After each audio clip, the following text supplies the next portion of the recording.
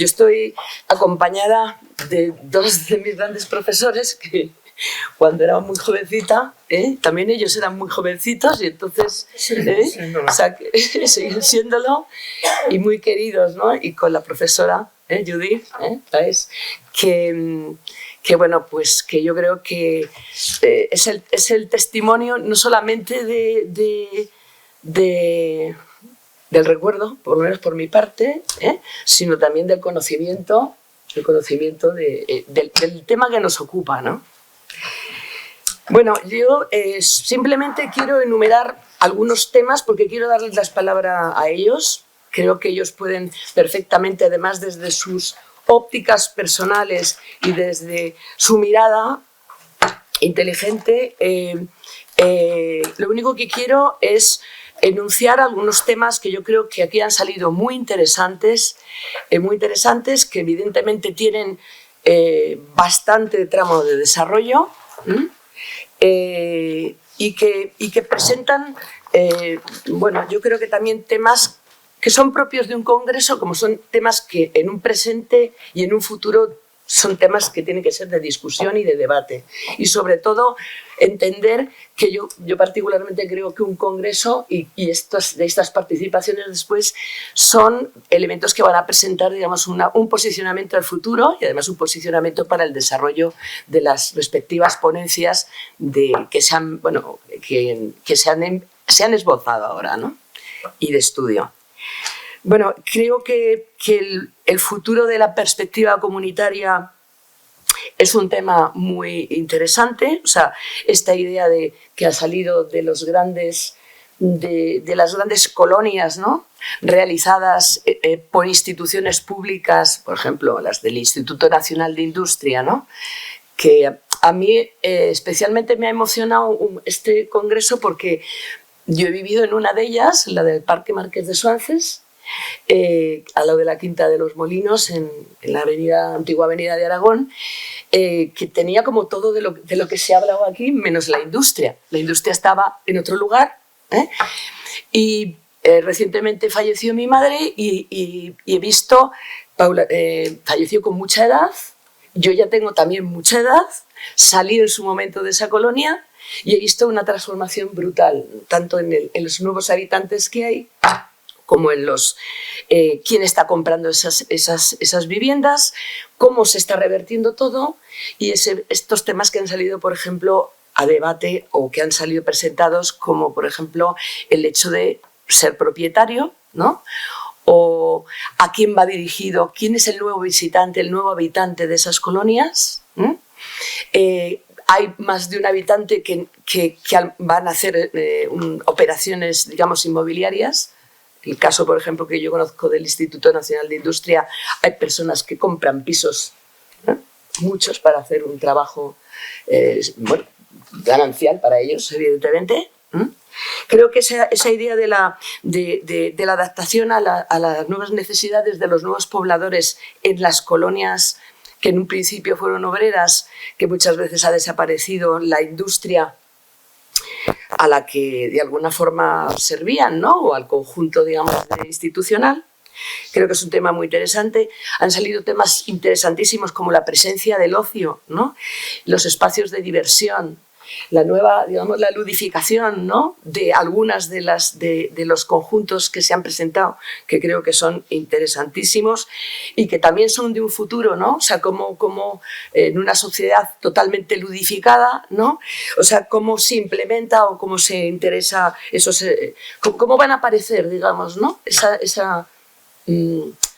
Ese aumento, digamos, del ocio y también del espacio comunitario, porque hay perfil también ahora de gente más joven que para algunas cosas de su vida trabajan en espacios que normalmente suelen ser efímeros, ¿no? Y que es una nueva, yo creo que reasignación. Temas que han salido, autoconstrucción y compromiso social, ¿no? O sea, la Orga, ¿no? Como arquitecto, manos en la masa, esta señora, Judith, ¿no? Que sería interesantísimo que nos contara su experiencia de los años 70 en el mundo de la autoconstrucción y del trabajo del arquitecto como mediador y como personaje que está trabajando, ¿no? Casi como un obrero más, ¿no? Y que debieron de sufrir mucho, que eso es un tema importante. El tema, por ejemplo, narrativo, ¿no? El cine como testigo, como herramienta de análisis, no solamente como herramienta de análisis, sino como una herramienta para poder comunicar un proyecto, ¿no? Un proyecto, ¿cómo se comunica en el siglo XXI? ¿No? El arquitecto, ¿cómo lo comunica? ¿Establece una estructura narrativa diferente al proyecto de los años 70-80? Pues yo también lo creo. Esto, en este caso, como profesora de proyectos. La mercantilización, ¿no?, de la ciudad, que creo que es un tema decisivo, porque además todo el mundo quiere ser propietario, ¿no? Esa famosa frase de Arrese, ¿no? Hay que sustituir el proletariado por los propietarios, ¿no? Los proletarios por los propietarios. La pérdida de carácter de esas colonias, ¿no? Porque yo entiendo que uno quiera vivir mejor en una vivienda, ¿no? Y tener sus dotaciones, sus instalaciones, etcétera, etcétera, pero también entiendo que la identidad y el carácter, ¿no?, también no son necesarios, ¿no? La absorción de las colonias por la periferia, o sea, ese proceso de que las colonias estaban a veces en la periferia de la urbe, pero otras veces estaban muy, muy, muy en la periferia, ¿no? Entonces, ¿cómo el tejido urbano aguanta esa absorción, ¿no? ¿Y eso en qué cambia? O sea, ¿se convierten en islas? ¿Se convierten en guetos? Antes a lo mejor podía ser el concepto del gueto, ¿no? Y efectivamente es importante la transición de la ciudad al campo, es verdad que es importante, ¿no? Temas que han salido, o sea, creo que han salido cosas de especial relevancia, ¿no? Y sobre todo la capacidad de transformación de estos modelos urbanos para un futuro. O sea, ¿cuál es el futuro? Entendiendo que el dominante es el cambio cada vez más rápido, ¿no? En este universo ya gaseoso casi, ¿no? En el que uno de pronto ve muy rápidamente aparecer y desaparecer viviendas, propietarios, modelos, etcétera, etcétera. Entonces voy a, si les parece bien, voy a ceder la palabra a cada uno y que cada uno plantee su disertación. Si queréis, empezamos por el orden que se hicieron las ponencias. Si os parece, pues doy la palabra al profesor Carlos Ambricio. No.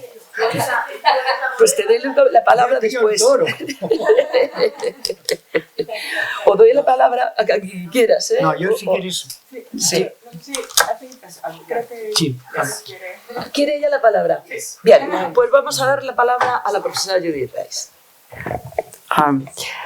I, like the audience, have been listening for 2 days to very interesting presentations. I have learned a lot personally about Spain, about workers in habitation, about the use value and the exchange value of housing, which is really also an important summary of what we have really been talking about, the rapid change and all that. So I have actually a question to the audience, if I may, and that is, as you have been listening and very patiently, and we have not had any kind of interaction very much, I would like to ask you, what are you taking away from those 2 days? What have you learned which is useful for you, especially young architects? What do you think you can contribute to the change which is happening anyway at a phenomenal speed? So what is your role as professional designers in this intervention in the urban development process? This is my question.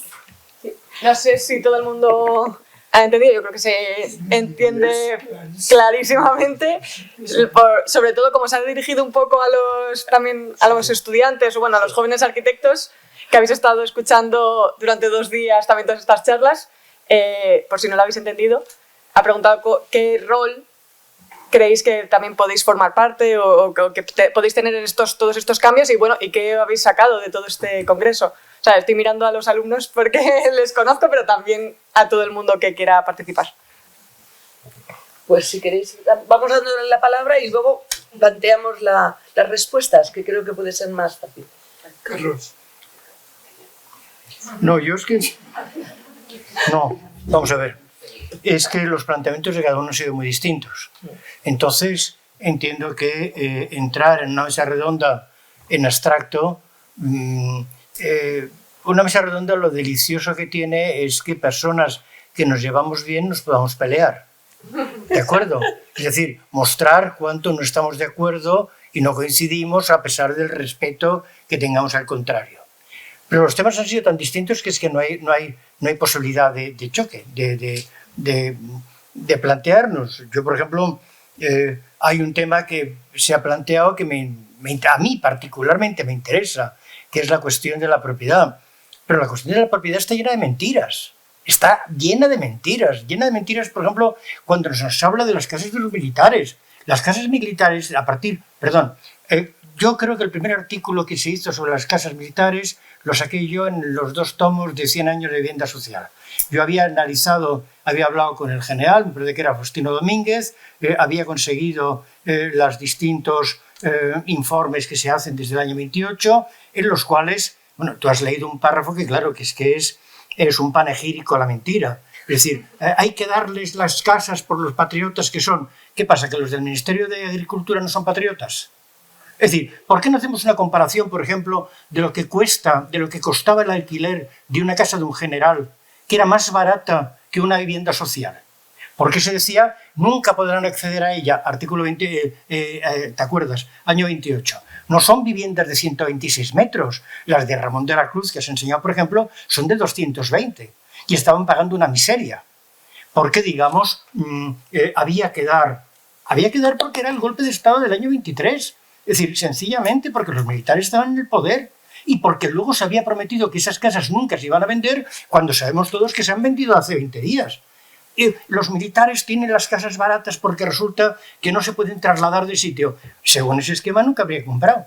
Y compraron porque se vendían a los ocupantes. Y compraron como locos.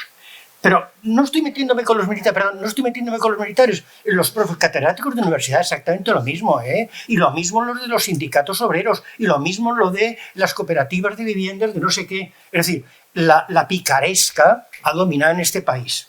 Pero no hagamos un panegírico de determinada clase. Digamos que todos somos pícaros.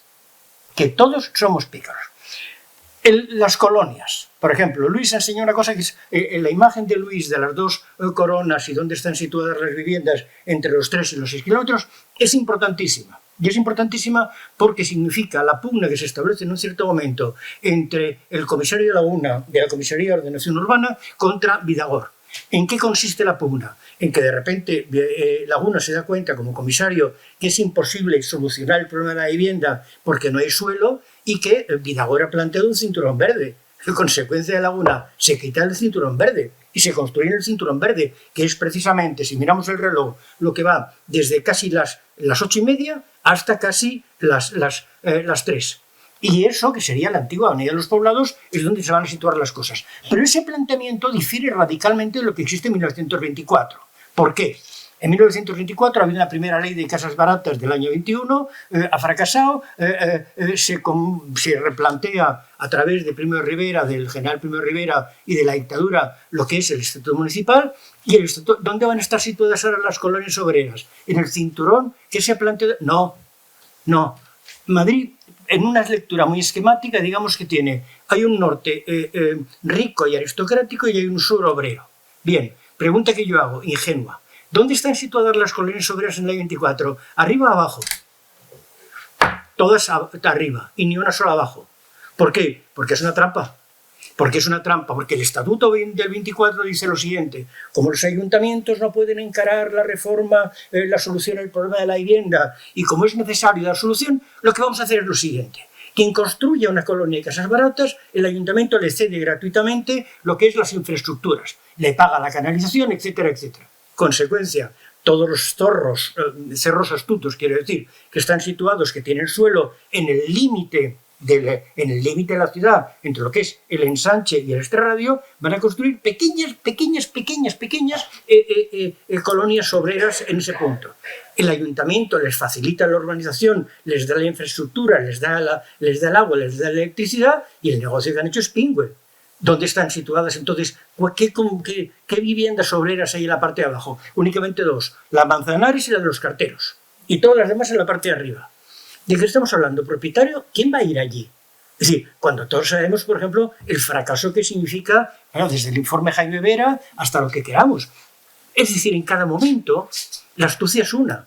En cada momento la astucia es una. El urbanismo es una trampa para recalificar suelo y facilitar los grandes... Históricamente, no estoy hablando ni de Pepito, ni de Juanito, ni de Italia, ni de España, ni de...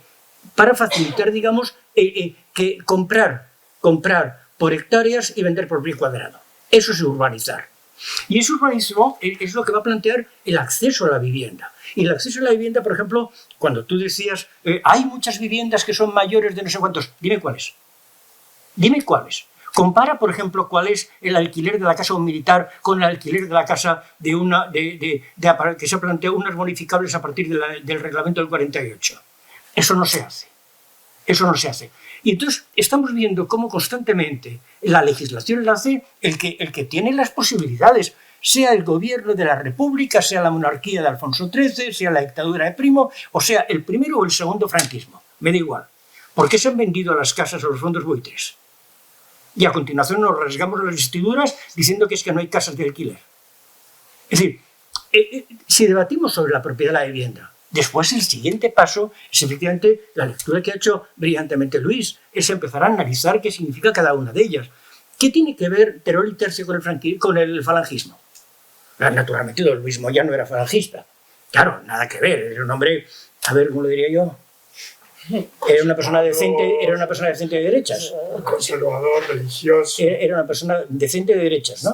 Es decir, pero no era un fanático de otro tipo.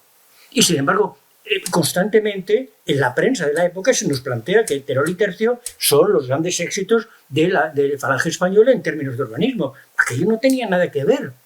Evidentemente no era racionalista. Es decir, el racionalismo había quedado tachado, el racionalismo... Don Luis fue aquel artículo, yo creo que la única metedura de pata que tuvo en su vida fue el artículo ese, que ni siquiera lo vamos a mencionar, el de los masones y el de la arquitectura racionalista. Bien, en la vida todo el mundo tiene que, de hecho, equivocarse una vez. Siempre que haya demostrado el resto de su vida que es una persona decente. Es decir, pero quiero decir, ¿qué pasa, por ejemplo? Nos olvidamos de una cosa importantísima. Es decir, ¿cuál es la arquitectura de falange? Yo solamente voy a decir una cosa. ¿Os acordáis del náutico de San Sebastián? De Ezpurua, ¿verdad? ¿Sabéis que Ezpurua en el año 34 abandona la arquitectura y entra en la Junta Política Nacional de Falange Española, encargándose no solamente de la propaganda, sino del piquete de la gente que pega? Es decir, la mejor obra de racionalismo español está hecha por un miembro, no un miembro cualquiera, de la Junta Política de Falange, de la Junta Nacional de Falange, del año 34. ¿Lo entendemos? Yo me gustaría hacer una pregunta. ¿Os imagináis, por ejemplo, que Ezpurua no lo hubieran fusilado en la primera semana del 36 y que acabara siendo director general de arquitectura y que en lugar del Valle de los Caídos tuviéramos un edificio, un monumento a los muertos? Todos los países lo han hecho en la historia. ¿Racionalista? En lugar del Valle de los Caídos. Don Pedro Muguruza, yo es un personaje a quien respeto y admiro muchísimo. El Valle de los Caídos fue su metedura de pata. Gigantesca. Formalmente hablando, porque acordaros el Redi Puglia en Italia, acordaros de lo que significa el presente, o acordaros de todos los momentos conmemorativos. Allí tenemos que hablar de la ideología del proyecto. Luis ha esbozado, ha mostrado un proyecto que en el fondo parte de un razonamiento y de una lógica y de una cultura que es anterior a la guerra. Y sin embargo nos lo han presentado como un testimonio de otra cosa. Es decir, estamos ante el tema de la vivienda. Es un tema perfecto para darnos cuenta de dos cosas. En primer lugar, la cantidad de mentiras que nos han contado. Y en segundo lugar, la poca capacidad de reaccionar frente a las mentiras que nosotros tenemos. Y eso es lo único que yo quisiera plantear.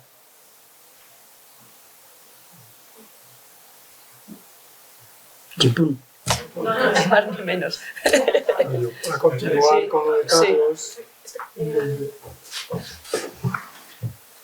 Que por ahora, desgraciadamente, no puedo discutir con él, aunque me gustaría. Es que coincido... Nunca lo hemos hecho. No, pero coincido totalmente con él, y por ampliar eso, ¿no? Yo diría, pero las casas militares ¿no tendrían que estar cerca de los cuarteles, por ejemplo, como un criterio de proximidad ecológico, ¿no? Pero no tenían en cuenta esa racionalidad en absoluto. Me gustaría también, bueno, has sacado el plano de dónde se sitúan, todas al norte también, al norte, al oeste y tal. Mi plano de los barrios estos de promoción oficial, todos al sur. Son excepciones de Fuencarral y tal, que eran zonas también de chabolismo, ¿no? Entonces, quería preguntarte o preguntaros, ¿de dónde sacaban los terrenos el ejército para sus promociones? ¿De dónde procedían? Pues depende de las promociones. O sea, la mayoría de los casos solían ser, o eran terrenos, o sea, es que hay de todo. O sea, me he encontrado terrenos que eran terrenos militares, de zonas, partes de cuarteles y demás, que igual habían quedado en desuso, y esas se usaron para hacer colegios o viviendas militares. Hay hasta donaciones de terrenos, son terrenos muchos de la administración, porque era el tema de lo de las ayudas, de si quieres ayudas y demás, y acogerte a la normativa de vivienda social, pues pedían esos terrenos, pero en ese caso tenían que ellos ajustarse al tema de calidades y de superficie. Claro, yo aquí he hablado de una época muy concreta. Las viviendas del patronato se siguen construyendo hasta el 90. Las siguientes que hay son viviendas sociales normales y corrientes, que se ajustan a las características que tenían en ese momento cada normativa. Es verdad lo que he comentado, hay algunas que son muy grandes, pero lo mismo que he encontrado vivienda social muy grande. O sea, en la misma época. ¿Dónde? ¿Cuáles? ¿Cuáles? No, es que me pases. No, es que lo importante en los debates es publicarlo. Públicalo. Sí. Públicalo. Dime cuáles son las viviendas, porque es que yo tengo el reglamento de viviendas bonificadas del 48 y te digo que eso no es posible. Vale, pues es que con la normativa todas. Ya lo busco. Bien, eso es una. Segunda, por ejemplo, te pongo un ejemplo concreto. En la escuela militar, como se llama, la de la Marina, la de la Armada, la de Ciudad Lineal. Cógete las actas, por ejemplo, de Gran Madrid, tú Luis lo sabes perfectamente, en los 33 números de Gran Madrid se publican todas los resúmenes de cada uno de los debates. Por mes salen todas las discusiones. Son cesiones, como son cesiones a la Iglesia, para hacer tanto conventos, como para hacer iglesias, como para hacer una serie de cosas. Entonces, todo eso lleva a un debate y es quién controla la cesión de suelo a determinados organismos que en los tiempos de la República pudo ser para un club obrero comunista de lo que quieras, y que en los tiempos del primer franquismo es para el otro. No estoy diciendo que uno es bueno y el otro es malo, pero quiero decir que es necesario saber las cosas y no hablar de forma imprecisa. Vale, pero las cesiones se siguen realizando hoy en día. Y te vuelvo a decir, públicalas. Vale, me refiero, cesiones de suelo se siguen realizando. Para hacer No, ya veo lo que hace el alcalde de Almeida. Eso no me cabe la menor duda. Sé que está cediendo constantemente suelo a distintas agrupaciones a 99 años. Pero suelo municipal que yo estoy pagando con mis impuestos. O no se cede a nadie, en lo cual yo estaría a favor, o casos extremos, casos necesarios, etc. Pero si no, es que resulta que estamos empobreciendo el patrimonio municipal. En el tema de la venta, en lo de los pisos, es cierto que cuando se vendieron hubo unos años de picaresca a saco. Y muchos ya hijos, porque claro, de los pisos militares que tenían más años, pues hijos y nietos los empezaron a vender. Y desde el patronato dijeron, durante los 3 primeros años que se compran, no se pueden vender. Y después hay que avisar al patronato y avisar a qué precio vendes. Pero, ¿te das cuenta de la contradicción en la que has caído antes? Al plantear que es que los militares, como cambian mucho de destino, no pueden tener una casa. Sin embargo, estamos hablando de los años 50. Estamos hablando, pero perdona, los militares siguen teniendo movilidad en los años 50 y en los 80. Es decir, parece que es que los militares de los 80 no se mueven. No, esta gente tenía el piso, aunque vivieran fuera, lo tenían barato y tenían una serie de cosas. Y todos, pero los catedráticos de universidad, los de los sindicatos de comisiones obreras, los de quien quieras, la picaresca ha dominado. Yo estoy pensando, por ejemplo, estoy harto de ver los pisos de Moncloa, los militares de Moncloa, los de la de Crem, los de la Gallina. Es decir, ahí estamos bien. yo no sé, pero siempre se llamó así al este, ¿no? A la gallina, la ave crema. Esos pisos, yo he visto los carteles. Sí. Entonces, fue general. Ahí no quedó ni uno solo sin vender. Y era en principio, como tú dices, gente que no se podía mover. Joder, que no se podía mover. Llevaban ahí años sometidos. Entonces, no nos creamos, es que es terrible creernos la propaganda de todos. Lo que propongo es que todos los pisos que están con ayudas de la administración se fijase un precio de venta protegido.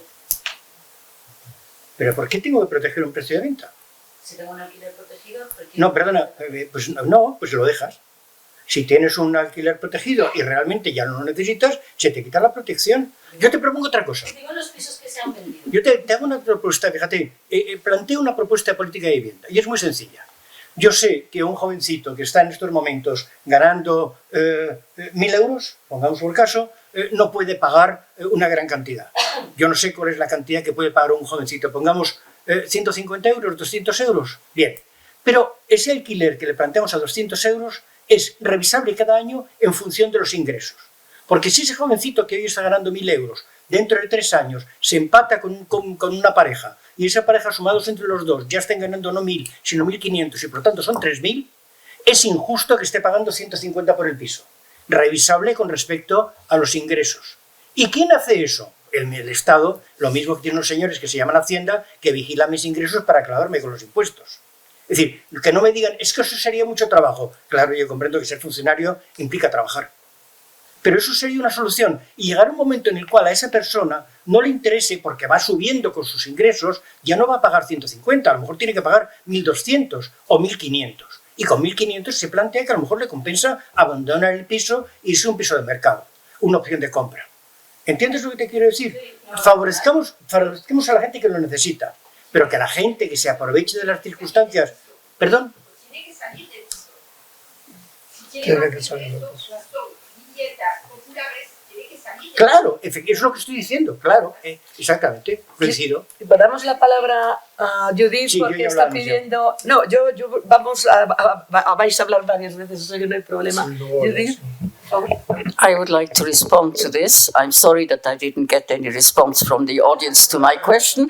I am still hoping, because I am used to a lot of conference, believe me, and I have organized a lot of conferences myself and with my team, and we always were very keen to have a symmetry of ignorance. So we were sharing our knowledge or lack of. And I feel this is a little bit missing. So I would have liked to take something back with me from what is actually the youth in Madrid, the young professionals. What is their preoccupations? What do they want? What are their hopes, their optimism? So to respond to what you have been saying long-windedly is 2 points at the bigger picture. And that is, okay, there is the poor part of a city, the rich part. This is very general. We have the east is poor in London, the west is rich. In Paris, the same. Sometimes it's the other way around. Doesn't matter. This polarization is there and is getting worse. The other thing which I hear here is the expression of power. How do you represent power? The military under Franco, they're still there. You have shown it very well and so on. Well, you can have an equivalent for London. It's not the military, it's the finance, it's the banks and so on. Well, changes are happening to them due to human nature, due to economic, political pressures and tensions.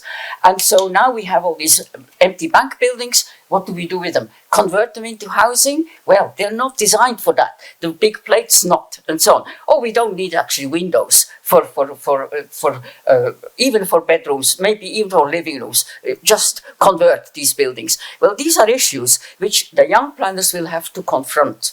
So how do you deal with those things? And with the ethical dimension of that, I think that is a little bit lacking. You know, what are our values of professionals? How can we apply them? How can we use them? How can we sleep at night? You know, when we have to have pressures from the outside, by the speculators, by the people who have the money, you do this or else, you know, you need to make a living, you have a family, and so forth. How do you deal with that? These are the questions that interest me. And the final point, what about climate change?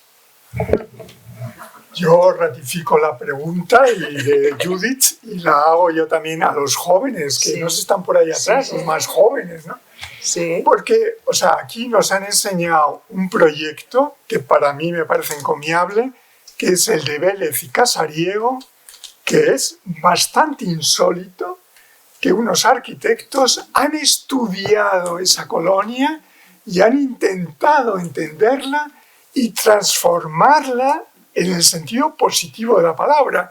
Y por cierto, que aquí saco eso de la tradición, que, bueno, nunca cito a mi tío Luis, pero no sé, estoy inspirado con esto, ¿no?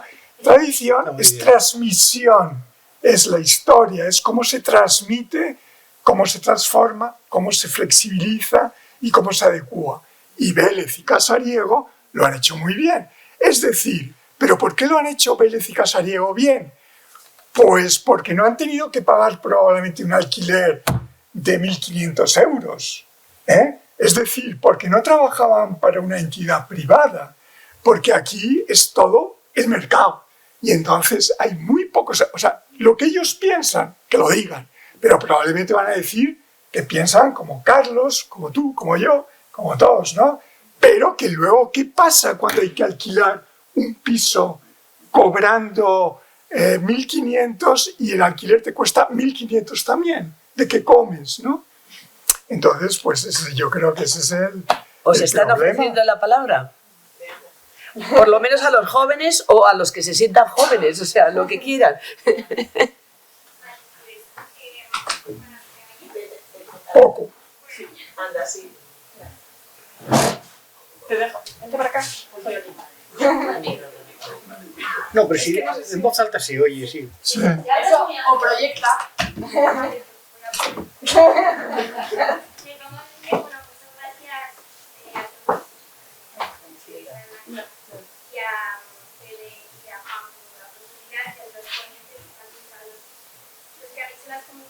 Pero dándonos nuestra falta de conocimiento, aún estamos terminando. Perdona, es que no se escucha aquí. Yo creo que tienes que acercarte. Un momento. ¿No tenemos un micrófono? Claro. Acostumbrados a micrófono. Sí. Vente para acá.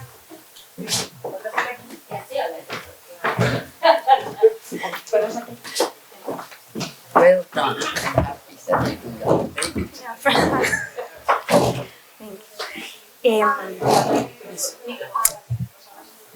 primeras veces, vale. Bueno, decía que muchas gracias por el congreso que habéis organizado, os trato de tú, pero porque habéis sido profesores, por las ponencias de ustedes y de todos los que han hecho han participado en las comunicaciones. Bueno, voy a hacer un poco como un comentario que hemos estado teniendo como Manu y yo sobre el tema de las colonias. Nos ha sorprendido que en una colonia que no se ha citado, que bueno, es la colonia del Viso, que en principio era como nació como una dentro de las leyes económicas de vivienda, ¿verdad? Hacia obreros, perdón. Ahora mismo es una de las colonias con más... ¿Me he ido de tema? Un poquito. No, pero yo creo que has planteado un tema muy importante.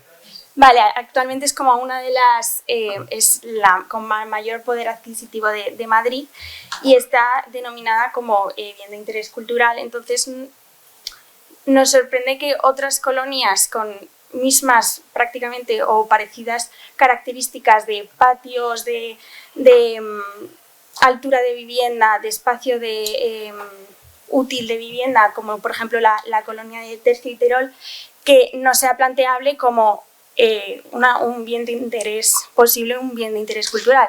Obviamente pues es por la situación en la que se encuentra cerca de barrios con mayor nivel adquisitivo,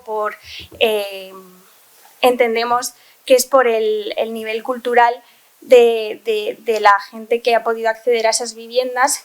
Entonces también contrastado un poco con los datos que ha comentado María Jesús Lago, que está muy relacionado, nos sorprende porque como que cada vez que la cultura parece más accesible, o sea, más personas creemos que tiene acceso a unos estudios superiores, por ejemplo. Entonces,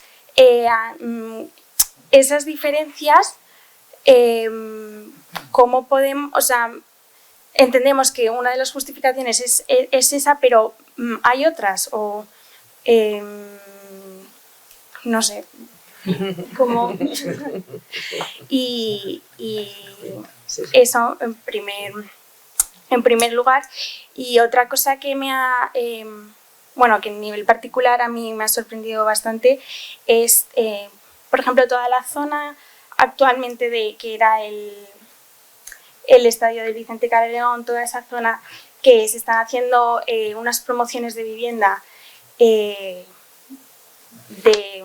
bastante nivel, o sea, bastante difícil de acceder actualmente para los jóvenes especialmente. O sea, por ejemplo, yo vivo por la zona y mi hermana se está intentando independizar, imposible, o sea, acceder a ese tipo de viviendas, y está muy cerca de por ejemplo, la colonia Tercio y Teruel. Entonces, ¿por qué ese interés en hacer nuevas promociones a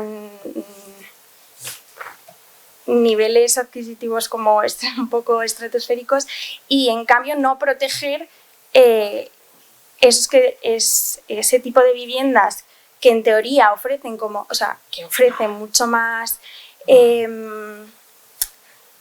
a mi parecer, como mayor nivel, mayor calidad urbana, o sea, un bloque de viviendas comparado con una unifamiliar con patio, el porqué de eso, para de cara a nosotros como futuros arquitectos, si Dios quiere este año,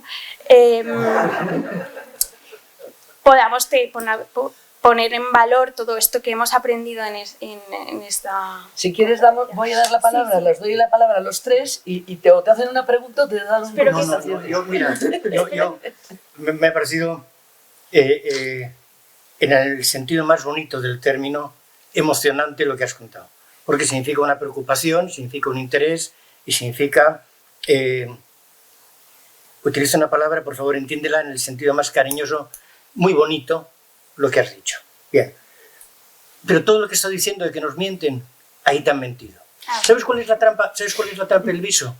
La trampa del viso es que hay un grupo de intelectuales de la Segunda República, para que nos entendamos, que como la ley concede unas financiaciones, unas facilidades a quien no tengan un máximo de ingresos para la compra de la vivienda, ponen los nombres, ponse en las casas a nombre de sus mujeres. Y ellos entonces ponen la diferencia.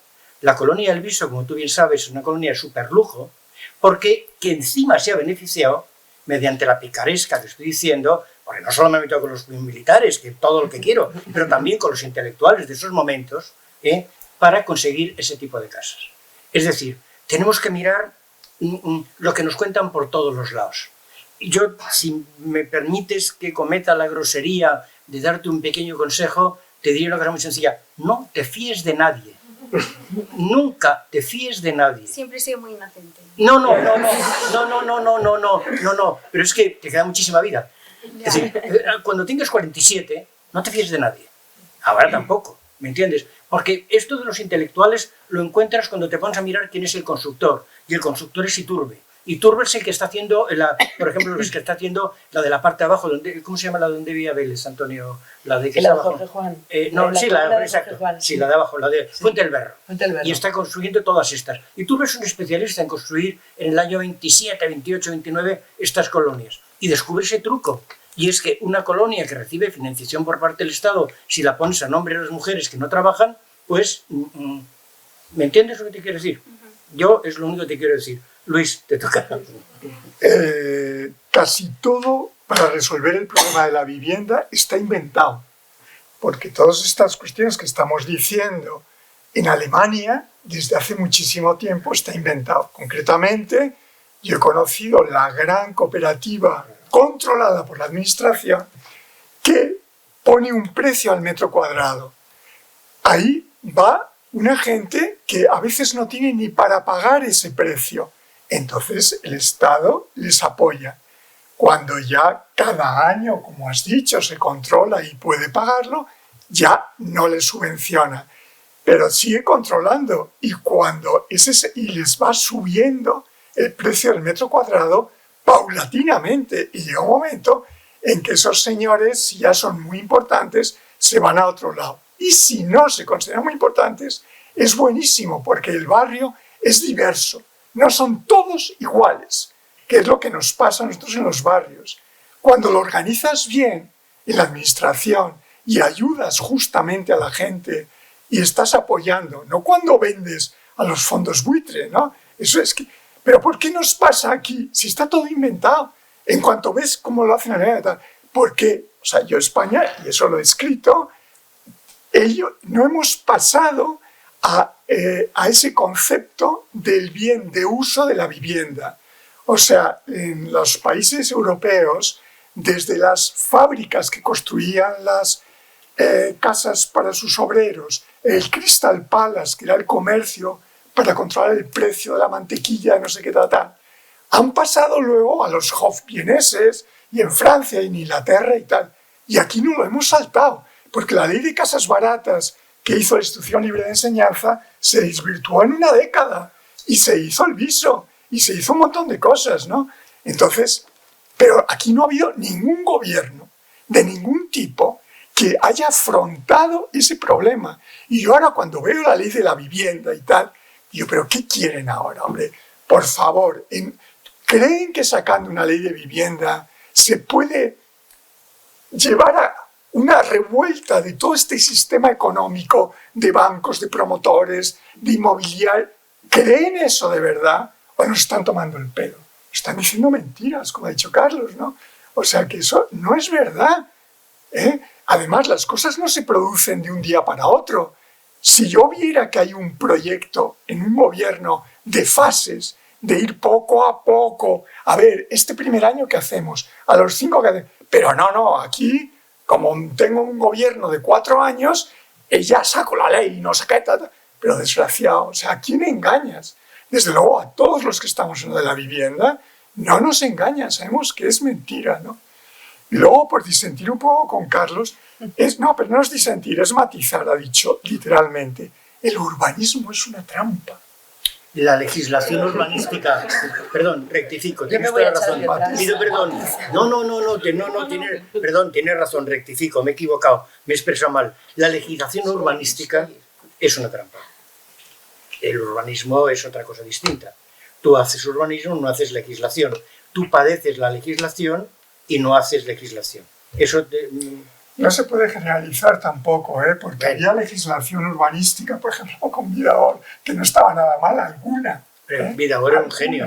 Vidagor era un genio. Por eso te digo, o sea, en general no, pero cada vez la legislación tienes más razón, porque se va mercantilizando. O sea, ya el urbanismo es el trabajo de abogados, economistas, empresarios, etc. Pero si me hablas de Vidagor, te digo, el Vidagor del año 41 es un fanático limpio, pero sin embargo no te olvides que Vidagor es en la historia de la administración española el director general que más tiempo ha ocupado el cargo, 36 años. Y Vidagor es el responsable de la destrucción de la costa española. Tuvo que tragar. Pues que dimitiera. Pero que no. Eso es muy libre. Y cada vez era mayor. ¿Eh? Que cada vez era mayor. Bueno, si a los 53 años no eres mayor. Well, my comment are as follows. In 2008, I was living in Madrid, and I was living the crash. And I lived in London, I lived also in Germany, I lived in Sweden. I'm quite cosmopolitan. So I speak the languages, and I work there, and I live there. So I have quite a horizon to compare things.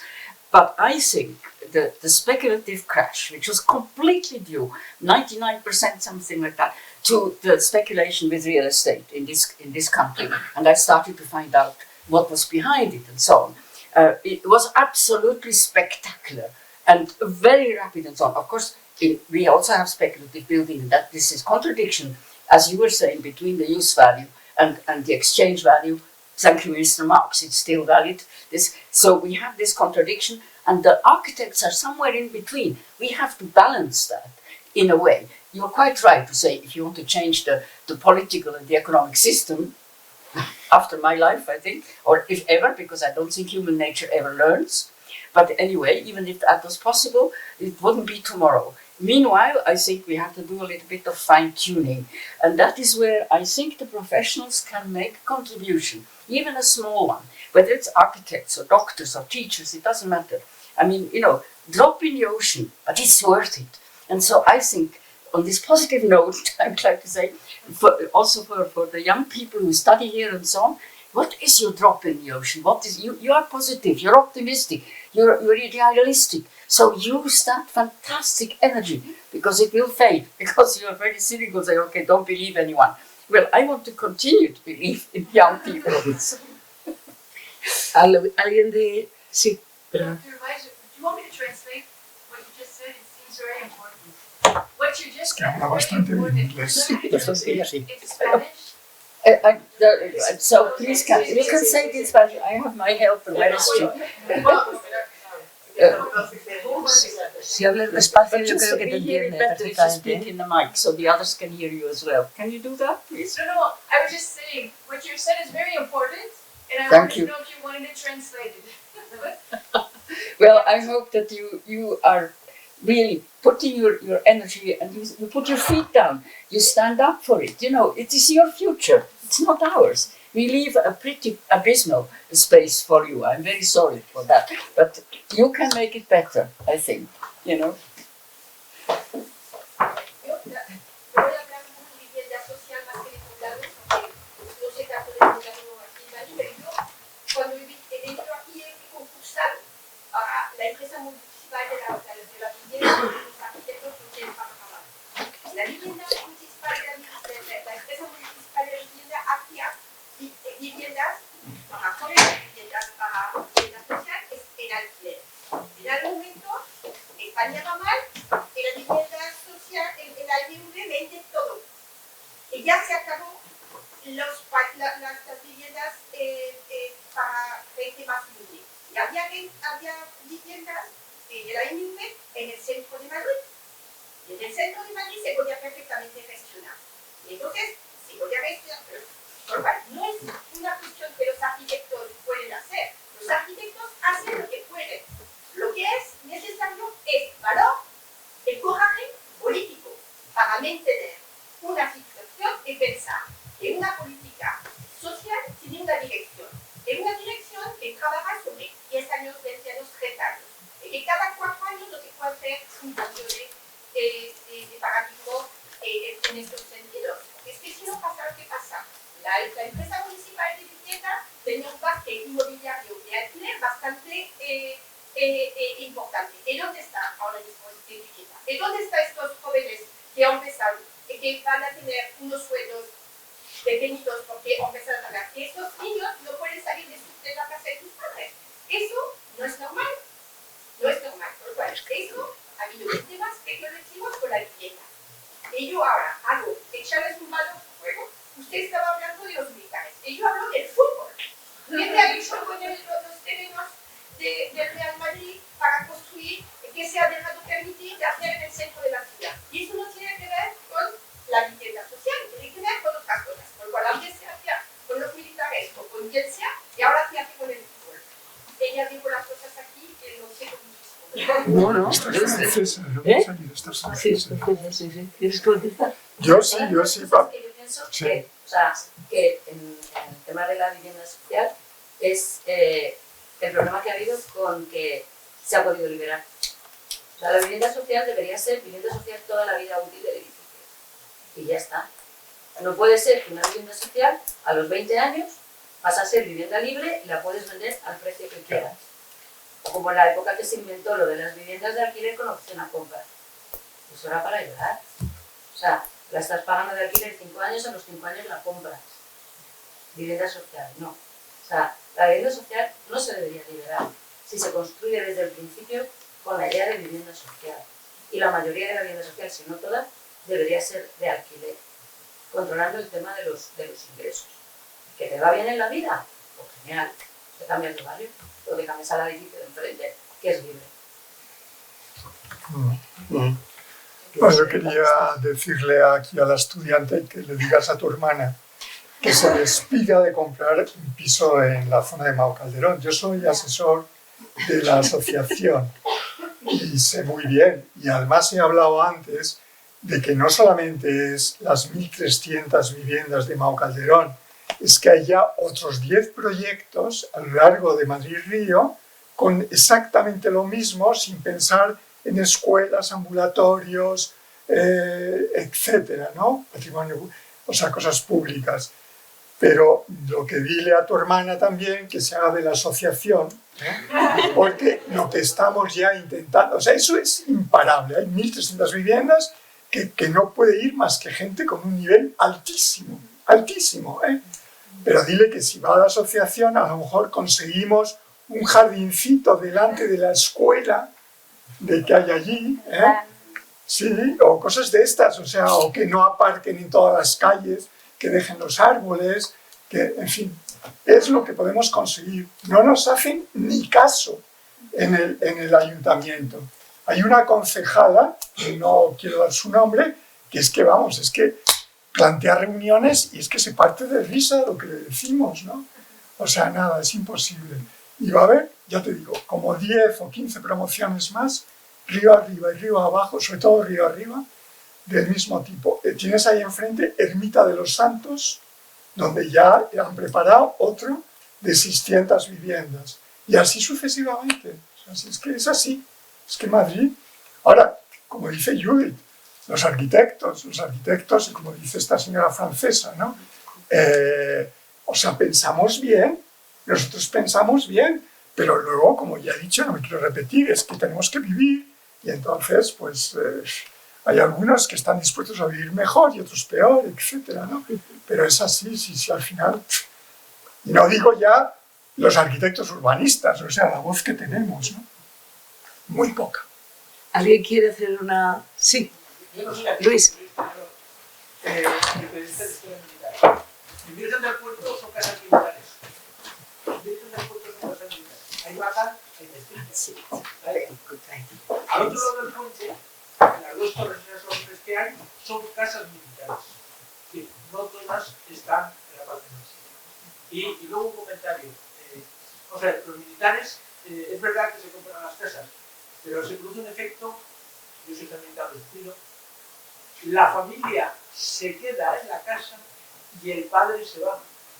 Porque el padre se va a Marruecos.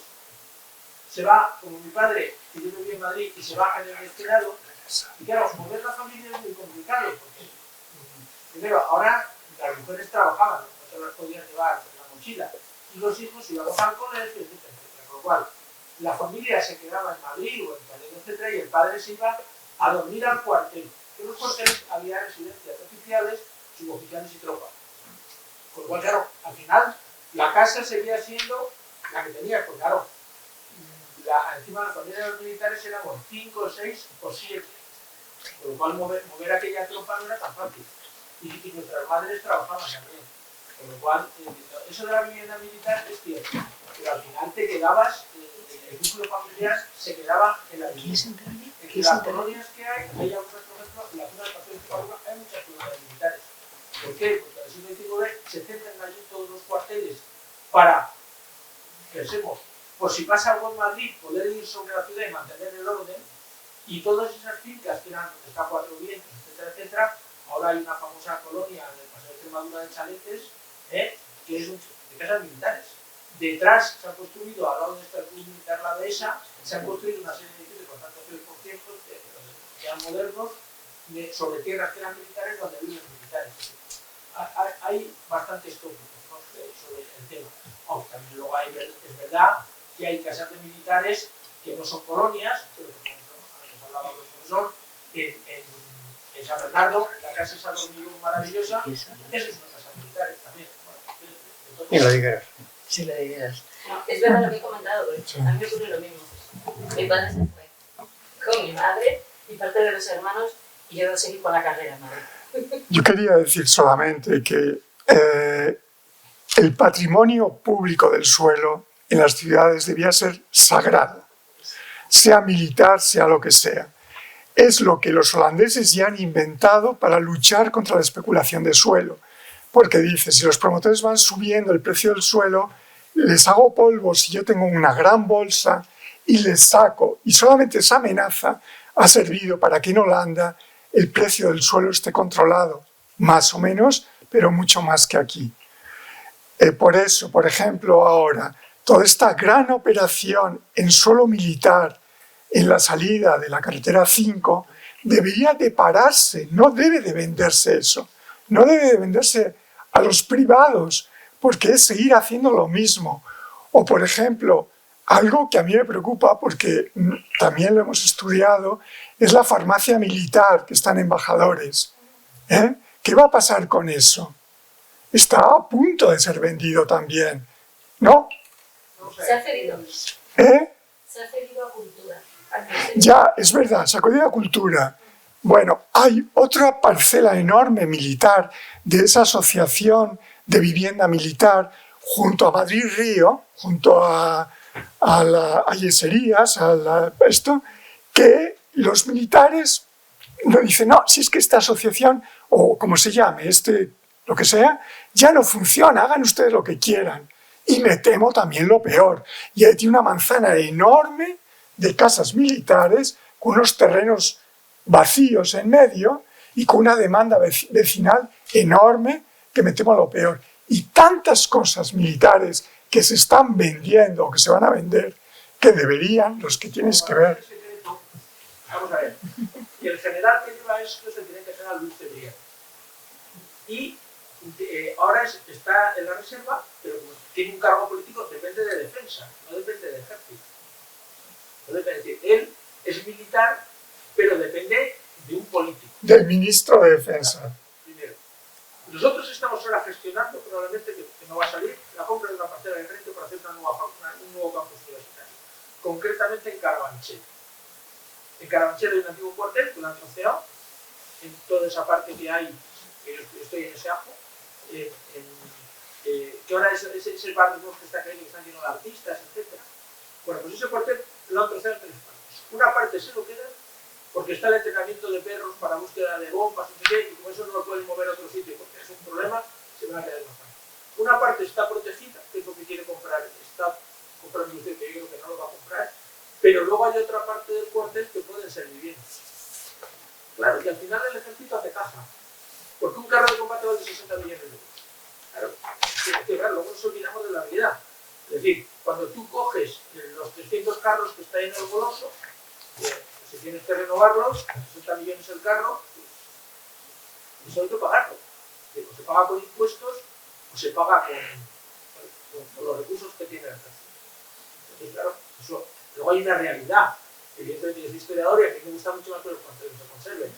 Pero la realidad es que luego hay una cosa que es el día a día. Mi madre decía al profesor, el feo vicio de comer todos los días, ¿no?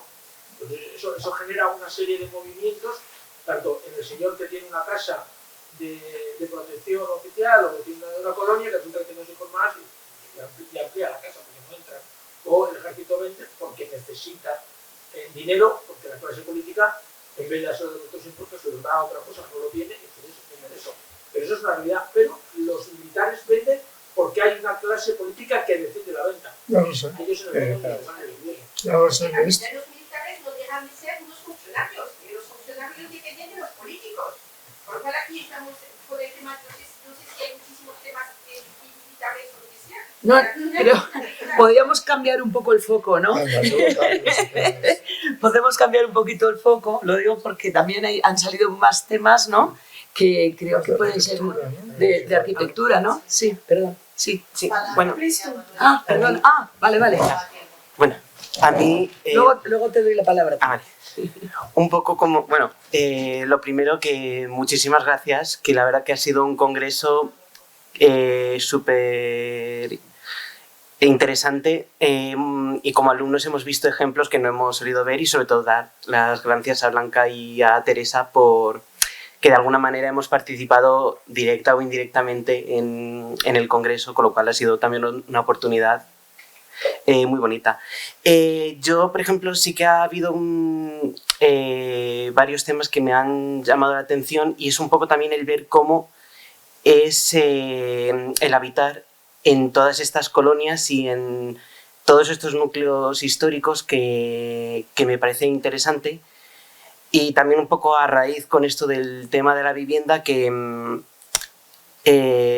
como comentaba Judith, que como veíamos nosotros los jóvenes todo este tema, que en principio como jóvenes sabemos que ese acceso a la vivienda es imposible, y a lo mejor lo que buscamos son esas maneras nuevas de habitar esas viviendas, que desde proyectos hemos realizado proyectos de vivienda, en algunos casos han sido sociales, en otro caso se ven más de promoción privada, pero de alguna manera yo quiero intentar como reivindicar ese habitar tanto de esas zonas que hemos hablado, de los centros históricos que se han gentrificado y se ha prohibido ese habitar, que comentaban en algunas reuniones que las ciudades están pensadas para vivir fuera, que últimamente se está perdiendo ese carácter de barrio,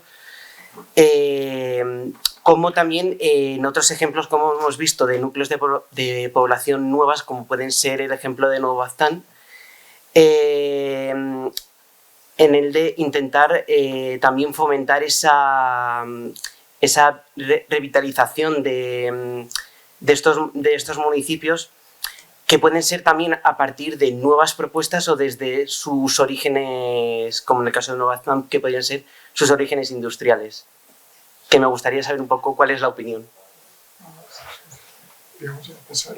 Sí, yo creo que es un tema además interesante. Sí, es interesantísimo. A mí lo del el proyecto este de convertir Nueva Baztán en un Cinecittà a la romana, o sea, me ha parecido precioso.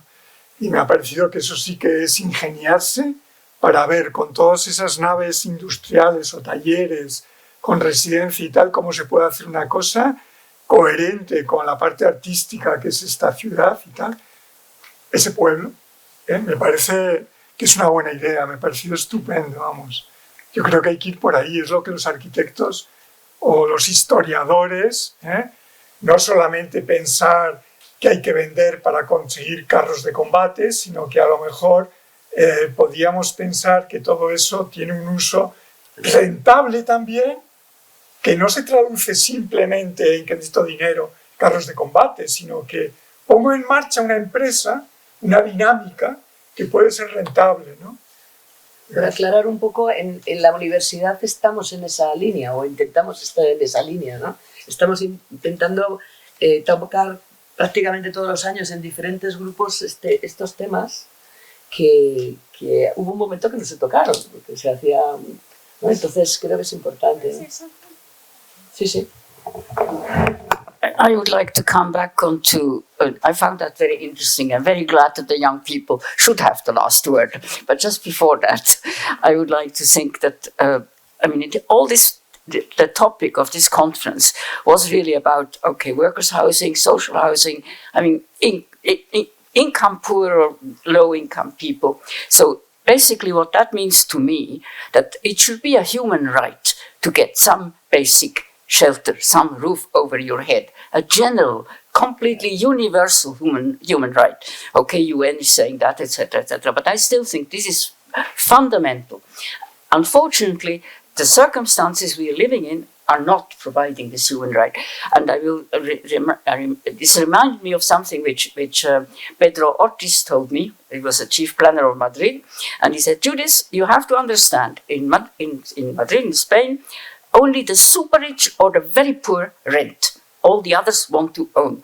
Now, as long as you are using the housing as an asset, as a commodity, as a financial asset, and it brings you more in a year, 2, 3 of speculative improvement of the capital value than what you earn in a whole life as a cook, as a chef, as somebody who cleans the hospitals, you know. So this is completely dysfunctional. And during that time, when we have this capitalistic system, the financial capitalistic system, not even the economic one, and I'm not an economist, I mean, but this is what I am thinking as a professional, as a designer, wanting nice things like this Cinecittà and aesthetics and all these other values, culture and the rest of it. But if we do not address that as well, and that is, I think, we, as professionals, also need to take a political stance. This is really important, because unless those changes happen, we will just continue in the same way. You know, we'll have another conference on social housing. We will come up with the same problems. I'm sorry. Doy la palabra. Es que ha pedido la palabra antes. Sí, pero la última sí, pero. Sí. No, pero es que ha levantado la mano.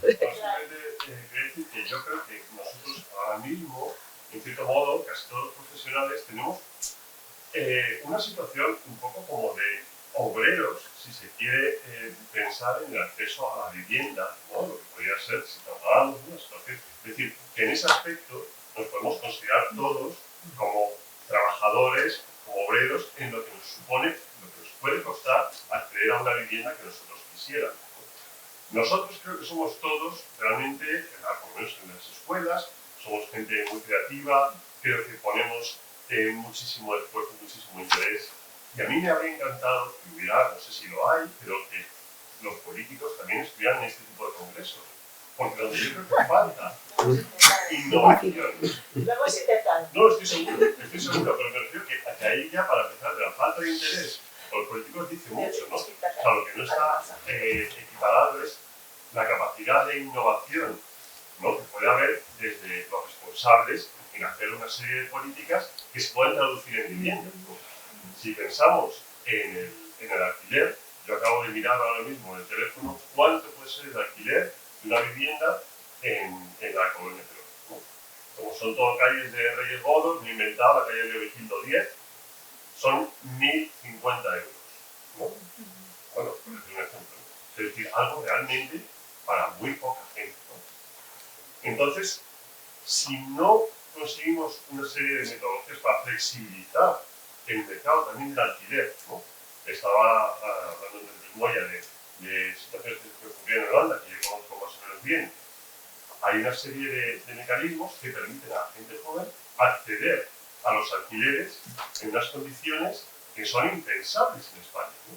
Entonces, claro, todo eso, y está todo inventado, ¿no? A la gente joven y a la gente mayor, ¿eh? O sea, que lo digo porque los que estamos en el horizonte ya próximo tenemos un problema, diría, con menos futuro, ¿eh? Y de los medianos también, pero... Un joven tiene un sueldo en una boca, uno mediano, en mi casa tengo un sueldo, 4 bocas. Entonces, ¿quién está en peores condiciones? No. Quiero decir que los jóvenes, o sea, esta cosa de los jóvenes que no pueden acceder a la vivienda, es que no podemos acceder ninguno. Ese es el problema. O sea, ese es el problema. Ese es el problema. Yo particularmente lo sé porque estoy intentando solucionar mi futura, ¿cómo se dice?, jubilación. Pero como no soy propietaria de nada, pues estoy viendo a ver dónde en España pongo el dedo. ¿No? Claro, dices, pero tengo que tener un hospital al lado, tengo que tener un centro de al lado, tengo que venir una ambulancia al lado, etcétera, ¿no? Tengo que pagarlo, ¿no? Esto es así. Lo uno lo hace con tiempo, ¿no? Pero es para todos, yo creo que es para todos. Entonces, y la coexistencia, yo diría, de esos barrios, por ejemplo, que pueden facilitarlo más, ¿no? Podríamos coexistir también los mayores con todos los jóvenes, ¿no? Sobre todo, digo yo, no sé, a lo mejor sería una solución.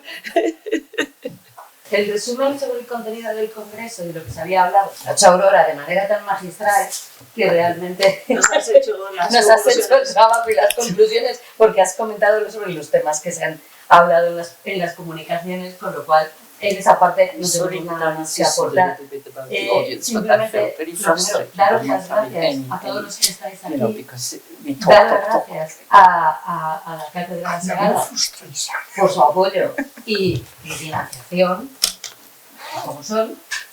Dar las gracias, en mi caso, a todo el equipo que hemos estado ahí durante un año trabajando para que esto Casi 2. Para que esto saliese adelante, con la idea de realmente que esto nombra aquí las cosas como son. Ya que se ha hecho todo este trabajo, la idea es que esto pues, pueda haber más adelante otra convocatoria en la que volveremos a marearos con correos a todos para ver si pues, conseguimos llenar esta sala a tope. Entonces, yo por mi parte simplemente no nada más, simplemente muchas gracias por venir, por aguantarnos, por aguantar el tema de la vivienda, que los alumnos que me conocen saben que saben que el problema de la vivienda ha existido siempre y lo seguimos teniendo y lo explicamos en las clases de historia y lo seguiremos dando y vosotros seréis mayores y seguirá existiendo el problema de la vivienda. Estaréis ahí. Eso seguro. Simplemente reafirmar lo que ha dicho Teresa. Muchísimas gracias a vosotros, a todos vosotros. Intentaremos aprender de los errores y en las próximas ediciones que esperemos que hayan, hacerlo mejor. Muchísimas gracias. Muchas gracias.